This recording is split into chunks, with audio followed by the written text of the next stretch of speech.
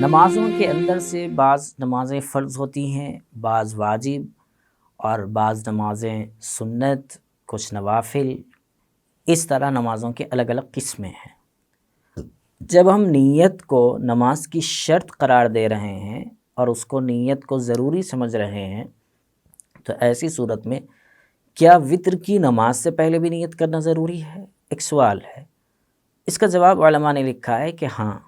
وتر کی نماز سے پہلے بھی وتر کی نماز کی نیت کرنا ضروری ہے، البتہ اس میں صرف سادے انداز میں کہہ سکتے ہیں یا دل میں ارادہ کر سکتے ہیں کہ میں وتر کی نماز پڑھ رہا ہوں۔ اس میں یہ ضروری نہیں ہے کہ میں واجب الوتر پڑھ رہا ہوں، یعنی واجب کا لفظ استعمال کرنے کی،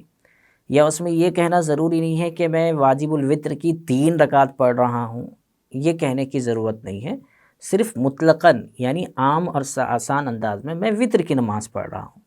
تو وتر کی کہتے ہی یہ خود بخود متعین ہو جائے گا کہ یہ واجب ہے،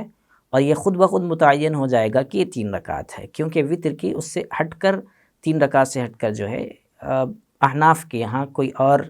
رکعت یعنی تعداد رکعت کچھ اور زیادہ اور کم نہیں ہے۔ ہم یہ بات دیکھ سکتے ہیں اشباح والنظائر والیوم نمبر 1 پیج نمبر 62 پر۔